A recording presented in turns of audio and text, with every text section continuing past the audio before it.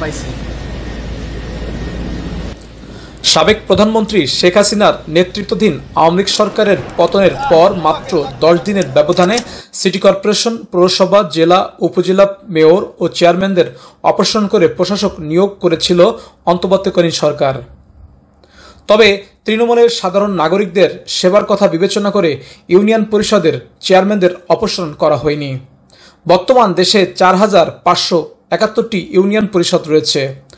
বৈষম্য বিরোধী ছাত্র আন্দোলনে শেখ হাসিনা সরকারের পতনের পর সারা দেশে বিভিন্ন ইউনিয়ন পরিষদের চেয়ারম্যান পদে থাকা প্রায় 1 থেকে 2,000 আওয়ামী লীগ নেতাদের অনেকেই আত্মগোপনে চলে গেছেন।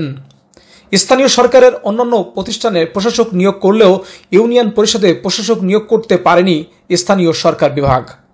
তবে যে সকল ইউনিয়ন পরিষদের চেয়ারম্যানরা দপ্তরে বসছেন না বা আত্মগোপনে রয়েছেন তাদের বিরুদ্ধে চলতি সপ্তাহে ব্যবস্থা নেওয়ার প্রক্রিয়া চলছে বলে তথ্য পাওয়া যায়। সারা দেশের চিত্র থেকে খুলনার ফুলতলা উপজেলার চিত্র একটু ব্যতিক্রম। এ উপজেলায় 4টি ইউনিয়ন পরিষদ রয়েছে, যার মধ্যে একটি বিএনপি, একটি স্বতন্ত্র ও 2টি পরিষদে আওয়ামী লীগ মনোনীত চেয়ারম্যান রয়েছে। তবে 4টি ইউনিয়ন পরিষদের চেয়ারম্যানরা কাজ করে যাচ্ছেন নিয়মিত। আওয়ামী লীগ সমর্থিত চেয়ারম্যান শরীফ মোহাম্মদ শিবলু ও মনিরুল ইসলাম 5ই আগস্টের সরকার পরিবর্তনের পরও তাদের কার্যক্রম চালিয়ে যাচ্ছেন বলে তারা মন্তব্য করেন।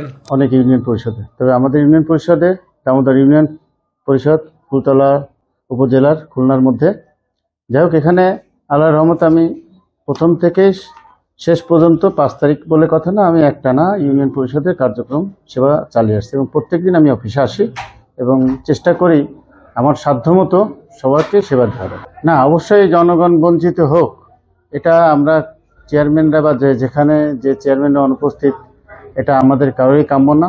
যদি তারা অনুপস্থিত থাকে তাদের বিরুদ্ধে আইনগত ব্যবস্থা সরকার যদি মনে করে নেবে নিতে পারে। হ্যাঁ হ্যাঁ, কেউ 5ই আগস্টের পরে আত্মগোপনে থাকে এবং সেখানকার সেই ইউনিয়ন পরিষদের নাগরিক সেবা ব্যাহত হয়ে থাকে, সেক্ষেত্রে সঠিকভাবে তদন্ত করে তার বিরুদ্ধে, যদি সে প্রকৃত দোষী হয়ে থাকে, তার বিরুদ্ধে ব্যবস্থা নিতে হবে।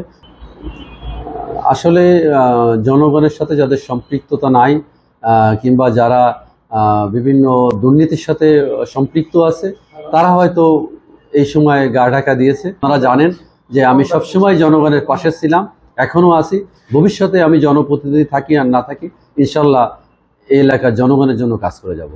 এদিকে জামিরা ইউনিয়নের স্বতন্ত্র চেয়ারম্যান মনিরুল ইসলাম সর্দার যদিও আওয়ামী লীগের একটি গ্রুপের রাজনীতির সাথে জড়িত ছিলেন, তবে এখন তিনি কোনো রাজনৈতিক দলের সাথে নেই বলে দাবি করেন। এই রাজনৈতিক দলটা আজকে দেশটাকে ক্ষতিগ্রস্ত করে দেশটাকে একটা এমন এক জায়গায় রেখে চলে গেছেন। ওই রাজনৈতিক দলের সাথে 15 সাল থেকে আমার সম্পর্কটা একটু নড়বড়ে। আমি আওয়ামী লীগের চেয়ারম্যান বলা যাবে না, আমি স্বতন্ত্র চেয়ারম্যান, আমি নট আওয়ামী লীগের ছাত্র বৈষম্য আন্দোলনের সাথে যারা জড়িত আছে তারা যদি কখনো সুন্দর করে পরিবেশ তৈরি করে যদি একটা রাজনৈতিক দল গঠন করে, তো ইনশাল্লাহ সেদিকে চিন্তা ভাবনা হয়তো থাকে। বিএনপির মনোনীত অন্যতম প্রভাবশালী ইউপি চেয়ারম্যান শেখ আবুল বাশার তিনিও বলেছেন 5ই আগস্টের পর থেকে ফুলতলা উপজেলার 4টি ইউনিয়নের চেয়ারম্যানদের কার্যক্রম চালু ছিল। 5ই আগস্টের পর থেকে আমি কম বেশি জানি, কি 2-4 দিন হয়তো এদিক সেদিক ছিল, তা বাদে কম বেশি তারা অফিস করেছেন। কিছুদিন একজন চেয়ারম্যান কারাগারে ছিলেন, তো সেই কারণে তা বাদে আমি দেখি উপজেলা পরিষদের মিটিং সিটিংও তারা উপস্থিত হন। তবে আবুল বাশার তার বক্তব্যে স্পষ্ট করে বলেন, কোনো ইউপি চেয়ারম্যান আত্মগোপন বা অনিয়ম দুর্নীতির সাথে জড়িত থাকলে অবশ্যই তাকে অপসারণ করতে হবে। সারা দেশে প্রায় ইউনিয়ন পরিষদের সংখ্যা 4,500, চেয়ারম্যান মেম্বার দিয়ে সংখ্যা প্রায় 58,000 জনপ্রতিনিধি আছে। এই ক্ষেত্রে জনগণ হয়তো সাময়িক সরকার বিকল্প কি ভাবছে আমি জানি না, হয়তো প্রশাসক নিয়োগ দেবেন চেয়ারম্যানদের ক্ষেত্রে, আর মেম্বারদের ক্ষেত্রে কি করবেন আমি জানি না। সেক্ষেত্রে জনগণ হয়তো ওই সেবার ক্ষেত্রে কিছুটা বঞ্চিত হবে। আপনি যেটা বলছেন 5ই আগস্টের পর থেকে আমার ইউনিয়ন পরিষদের জনগণ, আমার ইউনিয়ন পরিষদ শুক্র শনিবারও আমি জনগণকে সেবা দিই, ছুটির সরকারি দিনেও। আমার 5ই আগস্ট মানে একটা দিনের জন্য আমার ইউনিয়ন পরিষদ কখনো বন্ধ ছিল না এবং আমার জনগণ সেবা থেকে বঞ্চিত হয়নি। তবে সরকারকে এই বিষয়টা, বর্তমান যে সরকার আছে, যেহেতু এটি একটু চিন্তাভাবনা করেই সরকারকে করতে হবে। অনেক চেয়ারম্যানরা যারা পলাতক আছেন, অনেক মেম্বাররাও পলাতক আছেন, তাই না? যেহেতু এখনই জাতীয় নির্বাচনের পূর্বে তো আর ইউনিয়ন পরিষদ নির্বাচন করা বা অন্যান্য যে পরিষদগুলো আছে সেগুলো নির্বাচন করা সম্ভব নয়। যেখানে ভালো জনপ্রতিনিধি আছে সেইগুলো বজায় রেখে যারা পলাতক আছে সেই জায়গায় বিকল্প কিছু চিন্তা ভাবনা করে ইউনিয়ন পরিষদের ক্ষেত্রে সিদ্ধান্ত না নিলে ব্যাপক জনগোষ্ঠী এই সেবা থেকে বঞ্চিত হবে এবং সরকারকে এই বিষয়টি ভেবেচিন্তেই সিদ্ধান্ত গ্রহণ করতে হবে ইউনিয়ন পরিষদ বাতিলের যে বিষয়টি। কিন্তু এই দুর্নীতিবাজ ইউনিয়ন পরিষদের চেয়ারম্যান যারা আছে বিভিন্ন জায়গায়, তাদেরকে রেখে তো আপনি আগামী দিনে একটি ভালো নির্বাচন, জাতীয় নির্বাচন আপনি আশা করতে পারেন না।